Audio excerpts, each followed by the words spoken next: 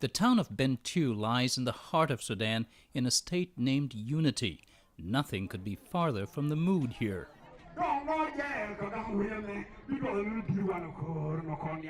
In the local stadium, a graduation ceremony yesterday for the new police class quickly turned into a rally for separation. No one doubts that the mostly black African South Sudan will vote to secede from a nation long dominated by the Arabic-speaking North. The two sides have been mired in decades of civil war. It ended with a peace treaty in 2005, which called for the secession vote and negotiations to share revenues from the oil fields.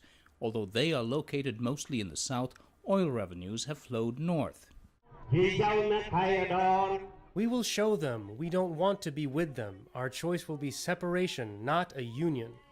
If the peace treaty holds, Bentiu will be just inside the northern border of the new Republic of South Sudan.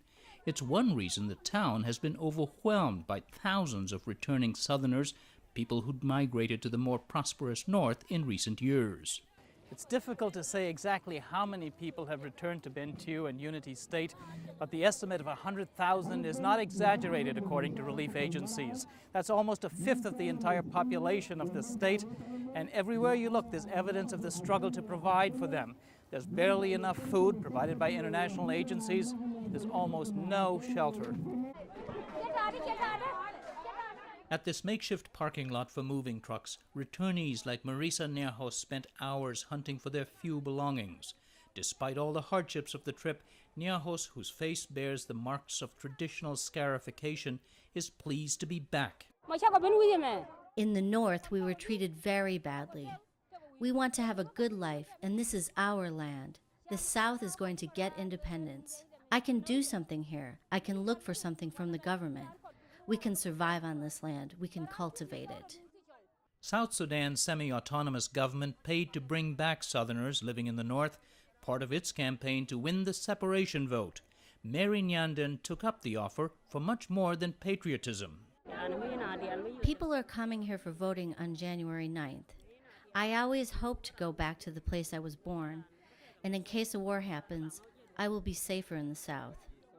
Many analysts have expressed concern that Southerners living in the north could face a backlash if they vote to secede. For his part, Sudan's dictator Omar al-Bashir has promised to abide by the results and has campaigned for a vote for unity. But in Unity State, there's only one place we found any support for a unified Sudan.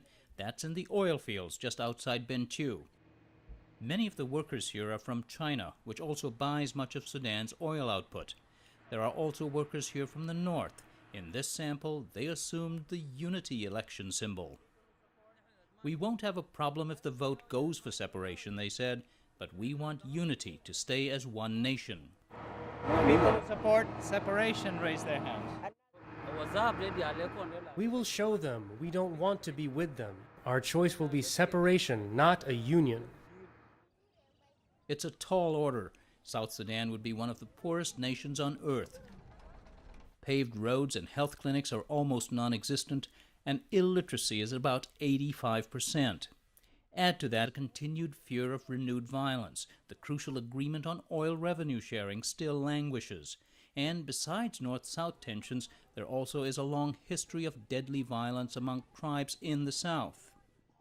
But none of that concerns Marisa Nerhos today. I just got here. My priority was to get here and to vote. The issues like a job can come later. Not far from here, the polling places were preparing for that big event with help from international groups to ensure that the election is conducted cleanly. Polls will be open 7 days, beginning Sunday, and the results are expected to be announced by mid-February.